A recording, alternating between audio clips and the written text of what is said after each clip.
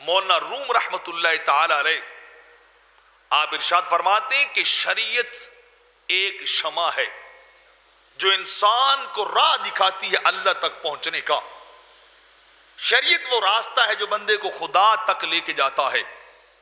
یہ وہ نور ہے جو انسان کی مسلمان کی رہنمائی کرتا ہے اور اسے اللہ اور اس کے رسول کی بارگاہ تک لے کے جاتا ہے. اور اسی راستے کے اوپر چلنے کو مولانا روم فرماتے ہیں طریقت کہتے ہیں. شریعت کے اوپر چلنا ہی اصل طریقت اور صوفیزم ہے. اصل مرشد وہی ہے جو چلتا ہو شریعت کے راستے پہ، جو زندگی گزارتا ہو سنت مصطفیٰ کے مطابق. وہ اصل میں طریقت پہ چلنے والا آدمی ہے. اور فرمایا جب انسان اس راستے پہ چل کر، شریعت کے راستے پہ چل کر طریقت سے گزرتا ہے تو پھر وہ اس کے انعام کے طور پر حقیقت تک پہنچتا ہے. پھر اس کی رسائی خدا تک ہوتی ہے، پھر اس کی رسائی اور پہنچ اللہ کی بارگاہ تک ہوتی ہے.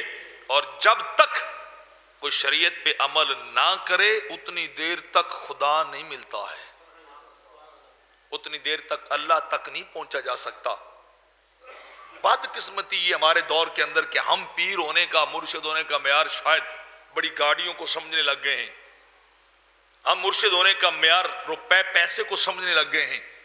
ہم سمجھتے کہ بڑا پیر وہی ہے جس کے پاس گاڑیاں بھی زیادہ ہیں، روپیہ پیسہ بھی زیادہ ہے، جس کا سٹیٹس سیاسی طور پر پولیٹیکلی بہت زیادہ ہے، جو سیاست میں بڑا اونچا ہو، جس کی ڈی ایس پی تک، ایس پی تک، آئی جی تک رسائی ہو، وہ ہمارے لیے مرشد اور پیر بن سکتا ہے.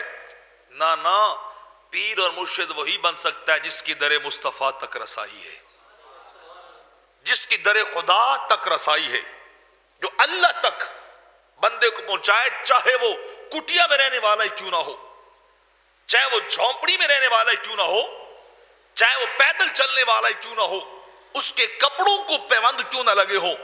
اس سے غرض نہیں ہے، اس سے سروکار نہیں ہے.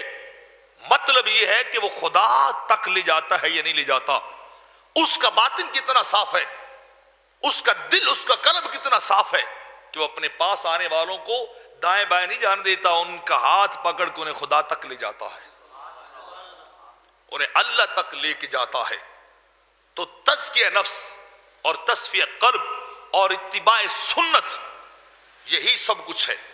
اس کے بغیر کوئی طریقت، اس کے بغیر کوئی خانقاہی نظام نہیں چلتا، کوئی صوفی نہیں ہو سکتا، کوئی پیر نہیں ہو سکتا، کوئی مرشد نہیں ہو سکتا جب تک وہ سنت نبوی پہ نہ چلنے والا ہو.